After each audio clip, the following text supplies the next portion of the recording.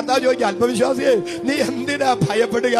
എന്റെ പൊന്നു കർത്താവ് അവന്റെ കൈ നീട്ടി അവന്റെ കരത്തിലോട്ട് പിടിച്ച് അവനെ പൊക്കിയെടുത്തു. പത്രോസേ, നീയായിട്ടെടുത്തു ചാടിയതല്ല, ഞാനാ നിന്നോട് വരാൻ പറഞ്ഞതെങ്കിൽ ആഴിയെന്നോർക്കാതെ, ആഴമാരായാതെ, കടലാണെന്ന് ചിന്തിക്കാതെ, ജീവനെ പോലും എന്റെ കൈവെള്ളയിലോട്ട് വെച്ചു തന്ന് എന്റെ കണ്ണെ നോക്കിയ നീ ഇറങ്ങിത്തിരിച്ചതെങ്കിൽ ഈ നടുക്കടലിൽ നീ ഒടുങ്ങാൻ എന്റെ കണ്ണേ നോക്കി ഇറങ്ങിത്തിരിച്ച നിന്നെ വായിക്കകത്ത് ഈ കടലിലെ വെള്ളം കയറാൻ ഞാൻ അനുവദിക്കുകയല്ല.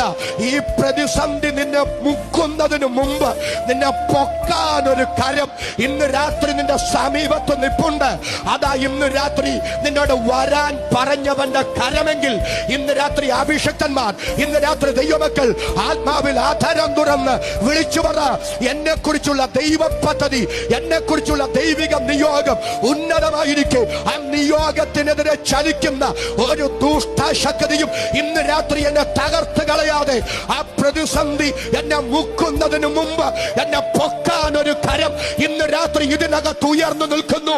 അതാ ഞാൻ ആരാധിക്കുന്ന എന്റെ ദൈവത്തിന്റെ കരമെന്ന് ആത്മാവിൽ വിശ്വസിച്ച് ആധാരം തുറന്നു സ്തോത്രം പറയാൻ കൃപ ലഭിച്ച എത്ര പേര്